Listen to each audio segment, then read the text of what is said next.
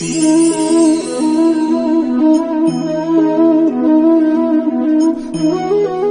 जल को देख रहे हैं आप? ये मलिन है, इसमें कुछ गंदगी है, किंतु यदि आप इसे कुछ समय के लिए ऐसे ही छोड़ दोगे तो आप देखोगे ये मैल अपने आप इसके तले जाकर बैठ जाएगा।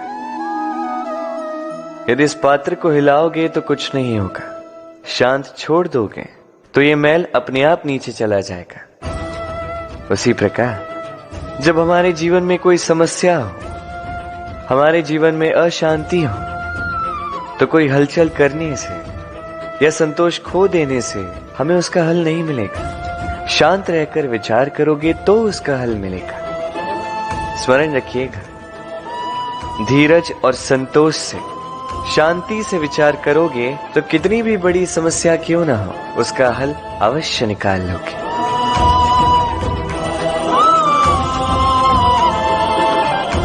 क्योंकि अशांति का सुझाव शांति ही है। राधे राधे। समय, कहते हैं समय से पूर्व कुछ नहीं होता, हर बात का एक समय होता है। समय से पूर्व ना सूर्योदय होता है, ना सूर्यास्त होता है। समय से पूर्व पौधों में ना पुष्प खिलते हैं ना फल। किंतु एक बात सोचिए, यदि वर्षा आने से पूर्व किसान भूमि ना जोते, वो बीज ही ना पिरोए, तो क्या फसल उगेगी? यदि योद्धा युद्ध से पूर्व अपने शस्त्र ही ना परखे, तो वो युद्ध कैसे लड़ेगा? इसका अर्थ ये है, समय आपका जब आना है तब अवश्य आएगा, किंतु तब तक ये महत्वपूर्ण है कि आप स्वयं को उसके लिए सज्ज रखें, क्योंकि ये अवसर, ये शब्द बोलने में जितना छोटा है, ये आता भी उतने छोटे समय के लिए है और फिर निकल जाता है। अब यदि अवसर आपके हाथ आ जाए और यदि आप उसके लिए सज्ज ही ना हो, तो आपको सफलता कैसे मिलेगी? तो आप उचित समय की प्रतीक्षा कीजिए, उस अवसर की प्रतीक्षा कीजिए, किंतु तब तक निरंतर प्रयासों से स्वयं को और सक्षम बनाते रहिए, क्योंकि सफलता आपकी प्रतीक्षा कर रही है। बस उसके लिए सज्ज रहिए। राधे राधे। वाणी मनुष्य को मिली सबसे अद्भुत भेंट। ये वाणी है जो मनुष्य को संसार में सारे अन्य जीवों से भिन्न बनाती है, संसार में सबसे ऊपर ले जाती है। इसी वाणी के कारण हम एक दूसरे से संवाद साध सकते हैं। मैं अपनी मन की भावनाएं किसी से व्यक्त कर सकता हूं, कोई और उसके मन की भावनाएं मुझसे व्यक्त कर सकता है। ये वाणी ही हमारी सबसे बड़ी ढाल भी है। अब देखिए ना, आपने देखा होगा किसी की वाणी मीठी होती है तो लोग उससे प्रेम करते हैं, उसे अपना मित्र बनाते हैं। वहीं किसी की वाणी यदि कड़वी होगी तो लोग उससे घृणा करते हैं, उसे अपना शत्रु मान लेते हैं। ये वाणी ही है जो भाषा बनकर हमारा इतिहास लिखती है। किंतु क्या हम सच में वाणी के विषय में इतना सोचते हैं जितना हमें सोचना चाहिए? सोचिए, मनुष्य को बोलना सीखने में कितना समय लगता है। कुछ बालक 1.5 वर्ष की आयु में सीख जाते हैं, कुछ 2 वर्ष, कुछ 3। अब मनुष्य 1.5 वर्ष की आयु में बोलना सीख तो जाता है, पर क्या बोलना है ये जीवन भर सीख नहीं पाता। इस पे ध्यान केंद्रित कीजिए, समझने का प्रयास कीजिए कि बोलना क्या है। अपनी वाणी शुभ रखिए, अपनी वाणी मीठी रखिए, और इसी मिठास के साथ मेरे साथ आकर कहिए, राधे राधे। हम में से कई लोग अक्सर स्वयं को अकर्मण्य मान लेते हैं। सोचते हैं अब तक इतने प्रयास किए, कुछ नहीं मिला, कदाचित आगे भी कुछ नहीं मिलेगा, और इसीलिए अपने जीवन का सारा बोझ किसी और के कंधे पर डाल देते हैं, स्वयं पर विश्वास ही खो देते हैं। क्यों नहीं समझ पाते ये बात कि जब तक पांव में कांटा नहीं चुभेगा व्यक्ति को ज्ञात कैसे होगा कि आगे नीचे देखकर चलना होगा। सूर्य को स्वयं जलना पड़ता है ताकि दूसरों को प्रकाश दे सके। रात्रि के अंधकार से लड़ने के लिए चंद्रमा को आकाश में अकेले चलना पड़ता है। नदी अपनी यात्रा कैसे बनाती है, अपना मार्ग कैसे बनाती है, इन चट्टानों से लड़कर बनाती है। यदि आप स्वयं आपकी सहायता करने में सक्षम नहीं रहे तो निश्चित रूप से आपका यह जीवन व्यर्थ ही है। स्मरण रखिएगा, इस संसार में अपने जीवन का भार अपने ही कंधों पर उठाना पड़ता है।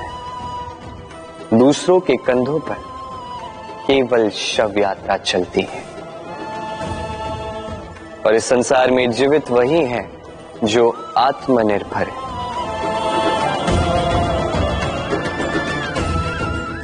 राधे राधे। कभी आपने किसी कुंभकार को देखा है एक पात्र बनाते हुए?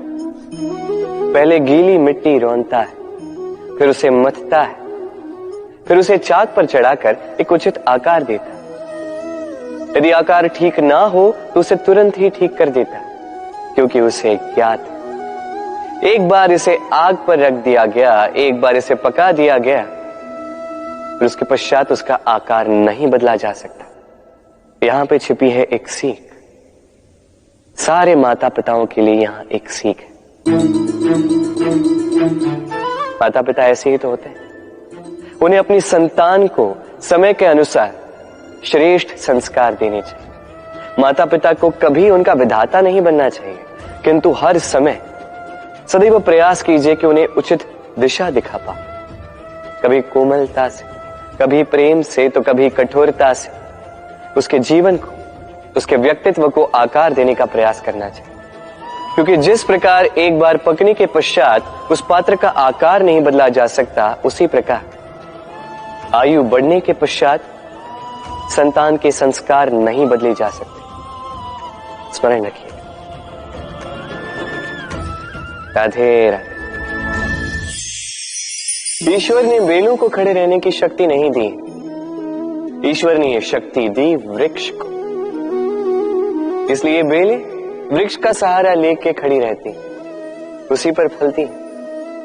अब ये बेलें दो प्रकार की होती, एक वो जो इस वृक्ष पर खिलती हैं, पुष्प गाती हैं, स्वयं भी सुंदर दिखती है, वृक्ष को भी सुंदर बनाती। दूसरी वो जो वृक्ष को पूर्णतः सुखा देती, उसकी प्राण शक्ति उससे सोख लेती और अंत में स्वयं भी मुरझा जाती। स्मरण रखिए, यदि कोई व्यक्ति सदैव आपके साथ खड़ा रहा, सदैव आपका संबल बनकर रहा, सदैव उसने आपकी सहायता की, और यदि आप उसके साथ छल करोगे तो आपका पतन निश्चित है। ऐसा कभी ना करें। सदैव ऐसे लोगों को प्रेम दे, सम्मान दे, और मेरे साथ आनंद से कहें राधे राधे। आइए इस पौधे से मिलिए। मेरे लिए ये पौधा अत्यंत प्रिय है। मैं इस पौधे से बहुत प्रेम करता हूं। अब सोचिए, यदि इसी प्रेम में मैं इसे दिन में 6 बार जल दूं तो क्या इसका विकास और अच्छे से होगा? क्या वो इसके लिए शुभ होगा? कदापि नहीं। इसकी जड़ें गल जाएंगी, इसकी जड़ों में जो जल सोखने की शक्ति है वो समाप्त हो जाएगी। तो आवश्यक क्या है? आवश्यक है कि उचित मात्रा में इसे जल दिया जाए। आवश्यक है कि उचित समय के पश्चात इसे जल दिया जाए। आवश्यक है कि इसे सूर्य का ताप भी सहना होगा। आवश्यक है कि हर कार्य मर्यादा में होना चाहिए। अब यही भूल अधिकतर माता पिता कर बैठते हैं। अपनी संतान से इतना प्रेम करते हैं और उसमें संतान की हर आवश्यकता पूर्ण करते हैं, हर एक वस्तु उसे देते हैं, हर एक बात करते हैं, और ऐसे में उस संतान के विकास में स्वयं ही बाधा बन जाते हैं। ऐसा मत कीजिए। ये यात्रा संतान की भी है, उसे भी जीवन में आगे बढ़ना है, बहुत कुछ सीखना है, अपने